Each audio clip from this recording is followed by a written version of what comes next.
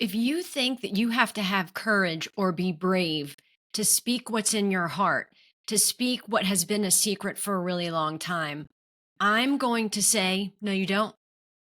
Let's talk about courage and bravery real quick. And let's talk about what happens when you feel vulnerable. When you're vulnerable, are you feeling 100% secure? Do you feel strong in your own body? Do you feel certain about what you're about to do or say? Nope.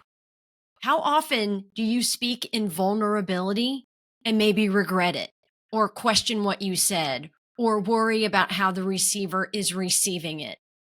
Sharing in vulnerability is really a difficult thing, and you're not sharing authentically. When you share authentically, you're standing with pride in what you believe you want to speak about.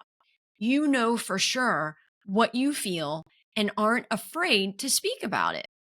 So let's talk about bravery and courage for a second. When you think to yourself, I need to be brave before I say this, you are actually sending yourself the message that what you're about to say may be controversial or misrepresented or misunderstood, or that what you're about to say and what you feel is wrong. Courage invites the opportunity for potential failure, right? Where if you fully believe in yourself and you're thinking, I know how I feel, this is what I would like to say. If I say it wrong, I can correct myself, but I believe in what I feel and what I do, what I stand for, my values, how I live my life. You don't need courage and you don't need bravery to say what you feel. Vulnerability, there is a time and a place for it. Don't get me wrong. But I'd love a show of hands of any of you listeners out there who have shared when you were feeling vulnerable and didn't potentially regret it or worry about how that person is now feeling based on what you said, or think, I never should have said it. You're an idiot. You said it wrong. This is not how you really feel. Oh my gosh. And then you isolate.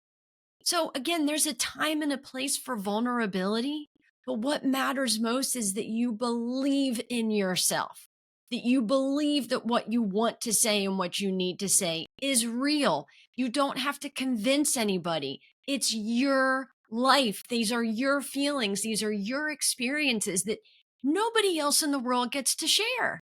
And in my opinion, my thoughts, you don't need to be brave to share who you are.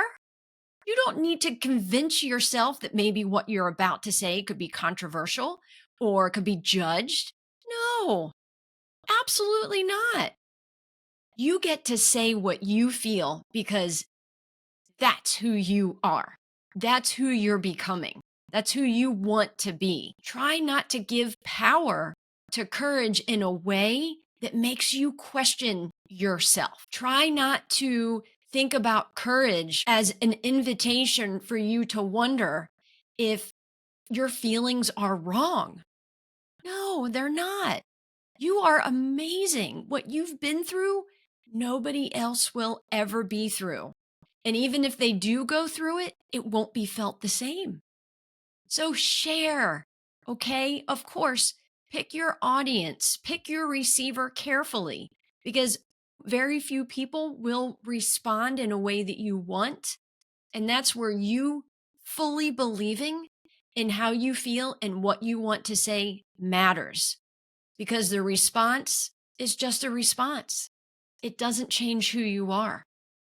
It doesn't change who you are. When you believe in yourself, there's no fear. You don't need courage.